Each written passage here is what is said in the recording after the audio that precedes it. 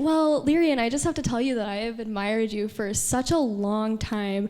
But one thing that I have never really found out about you is how you got your start into your advocacy and activism career. So would you tell us a little bit about that? Well, I was lucky enough to be the daughter of two public school, high school teachers. So I had the two most prominent adults in my life who were serving others and trying to make kids' lives richer and better. But I think, like so many people, there was a transformative moment when I was just a couple years older than you. I was a sophomore in college, and I'll never forget the morning, Sunday morning in February, when I came downstairs from my second floor dorm room to a sea of ashen faces in the room below mine. We had just learned that one of our classmates had been killed the night before, shot with a handgun in a botched robbery attempt as he was walking home from a party. And that was the moment when I realized how short and precious life is, and that you've got to make the most of every moment. And it's also when I realized that there were a lot of young people like those who were accused of this crime, who don't have the same opportunities, that are not on a path to Yale, that are not on a path to higher education at all, who live in poverty. And it was then that I began my path towards community work with young people and in government. Wow, that's really fantastic. But I want to hear more about you. I think everyone's here. I think your friends are here.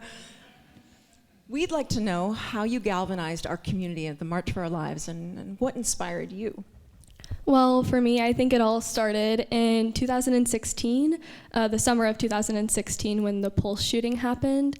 It really struck home to me as an ally of the LGBTQ community, and it made me kind of realize that some of our politicians aren't doing or don't have the best interests of their constituents at heart, and it really hurt me to know that. And after that, I was on a track to the March for Our Lives, basically. So after the Parkland shooting almost 6 months ago, I found a group of friends, and we decided to organize the March for Our Lives on March 24th, and it was a pretty successful event, if I do say so myself.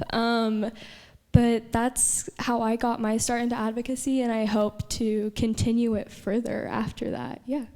I can tell that a lot of people here admire you, and there are probably a lot of people who'd like to make a difference in our community. Do you want to share with our friends here today what sorts of skills you learned as you organized the march? What kinds of skills you think are beneficial to those who want to make change in the community? Of course. So I think one of the most important things I learned during the process of planning the March for Our Lives was the importance of civil discourse.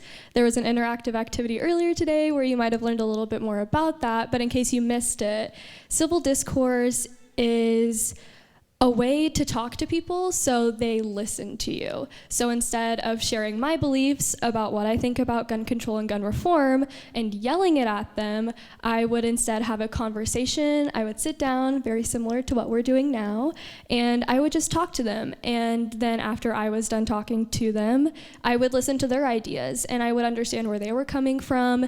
And I used some of those opinions, actually, even if I didn't completely agree with them, in helping me form my opinion about the March for Our Lives and what I think the March for Our Lives team should do following the march. And I think that is one of the most important skills I could have learned, was knowing how to have a conversation with people where I don't feel, or where there's not a big disconnect.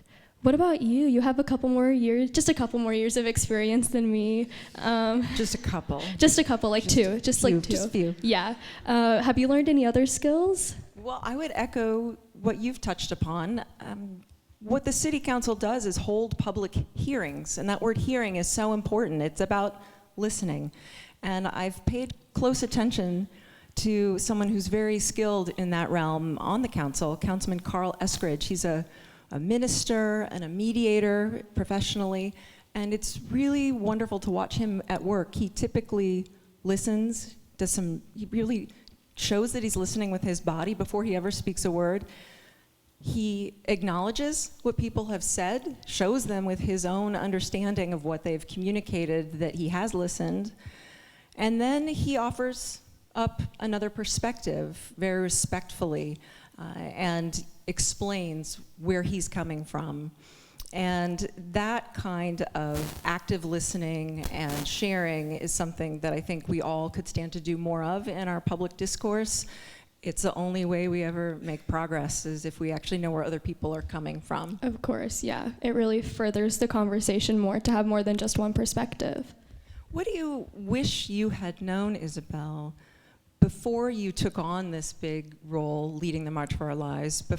What do you, looking back, wish you had known that you could share as a shortcut to progress for the people here who are thinking about taking up a cause they believe in? I think one of the most important things I learned was that it takes a small village to help plan an event. Of course, one person can be very, very powerful in their words, and I have a lot of respect for people who are able to do things just by themselves. But with planning such a big event, such as the March for Our Lives, or doing events after that, it's really important that you have a community that surrounds you and that can help back you up in times where you might not have the most support from your community, and having a support group and a team around you that helps you and that also helps you plan things and shares their own ideas is really important. Definitely. There is so much power in one voice, but that march that day with so many young people up on stage sharing their stories, their fears, their hopes, was incredibly moving. And I know just from where I sit in the city council chambers, we listen to individuals, but when dozens of people show up on a particular issue, it has an impact. It makes a difference when you see so many people caring about a particular cause. Of course, I think that's really important. But with all of the activism happening right now, there still seems to be this really big issue about young people not voting, even though there are seemingly a lot of young people that are involved in activism or furthering their community. I was just wondering, as a politician yourself, if you have any ideas why that might be. I'm working on that all the time for selfish reasons, but I hope it's that not that kids don't feel that their vote matters or that they can't make a difference, because that's not true. Some elections are decided by a handful of votes, and if a handful of more young people took that opportunity, they could sway the balance. But it is striking to look at election data in our community and see that the vast majority of votes cast in Lancaster County are people who are over the age of 65.